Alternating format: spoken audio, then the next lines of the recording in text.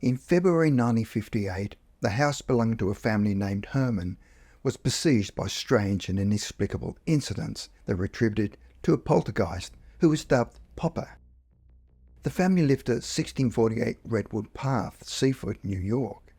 The ranch old house was built in 1953 and had 3 bedrooms, bathroom, kitchen and small dining room, living room and basement. They lived in a quiet, conservative neighbourhood. Around 3:30 p.m. on the afternoon of February the 3rd, 1958, Lucille Herrmann, a registered nurse, was welcoming her children home from school. They were Lucille, 13, and James, 12. But their ordinary world was about to change.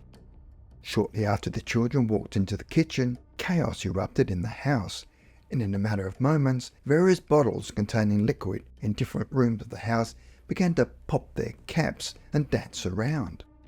Although nobody actually witnessed this happening, they could clearly hear the caps as they popped loose and the contents squirted into the air.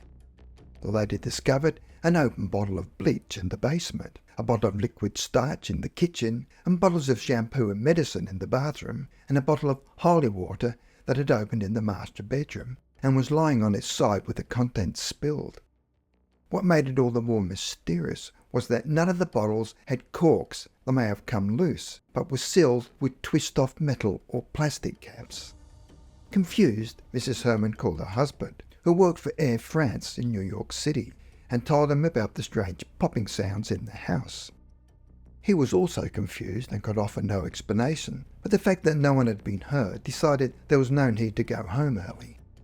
He arrived home around 7 p.m, believing that some sort of chemical reaction in the products had caused the bottle lids to blow, and it was just a coincidence that they did it all at the same time, figuring it was caused by excessive humidity in the house. However, he was even more baffled when he found that all the bottles had screw-top lids. How could they all simply have popped off? After that, everything calmed down, and the family put it down to just one of those things. After 2 days, the incident was almost forgotten. But then, on the Thursday, just like before, as the children came home from school, a bottle of nail polish burst open, along with a bottle of rubbing alcohol, a bottle of bleach, detergent, starch, and again, the bottle that contained holy water on Mrs. Herrmann's dresser. It was almost identical to February the 3rd. Then on Friday night, it happened again. But this time, when the bottles popped open, James Herrmann began to suspect that his science-loving son had planted some carbonated capsules inside the bottles and timed it when he arrived home from school to scare the family. So James Herrmann spent the weekend secretly observing his son in the hope of catching him in the act. But on Sunday morning, February the 9th, several caps popped off bottles of starch, turpentine and holy water. But he'd been watching his son's movements, so how could he have managed to put something into the bottles without his father seeing him do it? So he burst into the bathroom where his son was brushing his teeth and accused him of sabotaging the bottles.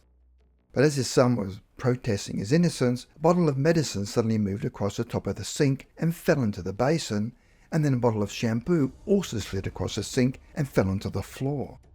Not convinced, he examined the bathroom looking for hidden wires, but found nothing. Finally, he had to accept the fact that there was something going on in the house that could not be explained. He called the Nassau County Police Department and spoke to Lieutenant E. Richardson about the incidents, but he accused Herrmann of either playing a joke or drinking too much. The fact that James Herrmann sounded credible, as well as having a good reputation in the community, promised to send someone to investigate.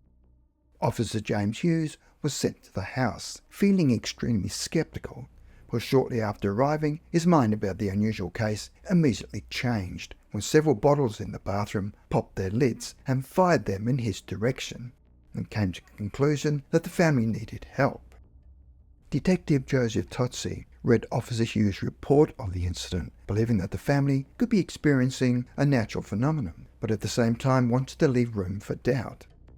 Detective Totsi visited the Herrmann house on February the 11th, and that evening a perfume atomizer overturned and spilled perfume in their daughter's bedroom, and according to all reports, there was no one in the room at the time. On February the 15th, there was an incident in the parents' bedroom where the lid on the bottle of holy water popped off. After hearing the popping sound, Mr. Herrmann ran into the room and found the bottle on the floor. As he picked it up, he found the bottle felt warm. That same day, as the Herrmann children were watching television with their cousin Maria Murta, a porcelain figurine at the end of the table next to the couch started to wiggle before shooting into the air, making a loud crashing sounds as it hit the floor. Yet the figurine did not break.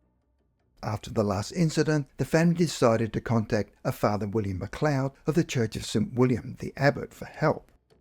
The Herrmanns were devout Catholics and believed that the church could help them where every other method had failed. So Father MacLeod came to the house and sprinkled holy water in each of the rooms, but unfortunately the poltergeist did not want to leave. Eventually the activity in the house reached the public, where the house was surrounded by reporters, photographers, curious onlookers and TV screens. They started to receive letters and telephone calls, with others suggesting it was the Martians, a long-dead Indian chief, or even the Russians. Some even shouted "repent" over the telephone. Others condemned the Herrmanns for their sins and invited Satan. Certain ministers of faith conducted rituals on the front lawn, and one man in a blue suit knelt on the lawn and prayed for 10 minutes before standing up and announcing, "Everything is all right, you've been forgiven," before leaving. Of course, that failed. Robert Zeder, a physicist from Brookhaven National Laboratory, bought a set of dowsing rods and went over the property with them. He believed there were underground streams below the house and the water might be creating a freak magnetic field. But a geological survey suggested that the information was inaccurate. On another occasion, Detective Totsi was walking down the basement stairs with Herrmann's son when a large bronze statue of a horse flew across the basement and hit the detective in the legs. Nobody was near the statue, and Detective Totsi was totally baffled. They contacted the Air Force regarding their flight plans, wondering whether sonic booms from passing jets could have caused the disturbances. Radio waves are also ruled out by the Radio Corporation of America.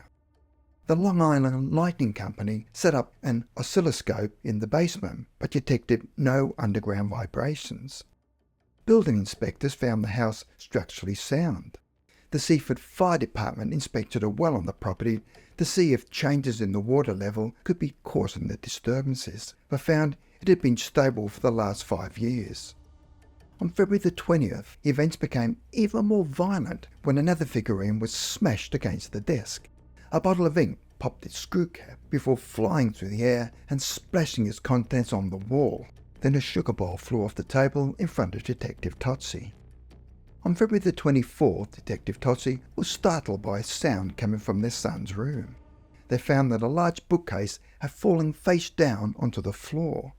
The following night, as their son was in the room doing his homework, his record player lifted and moved 15 feet across the room, and a small statue of the Virgin Mary flew into the air before striking a mirror in the master bedroom. A bookcase filled with encyclopedias was pushed over. A heavy glass centerpiece from the dining room table flew up and struck a cupboard, chipping away a piece of moulding before falling to the floor. A world globe flew down the hallway, just missing the detective. Newspaper photographer John Gold from the London Evening News witnessed his fish bowls lift off a table and fly through the air before striking a wall. Up to that point, the activity had been limited to popping bottle tops. Scientists at the Parapsychology Laboratory at Duke University, North Carolina, became interested in the events in the Herrmann home.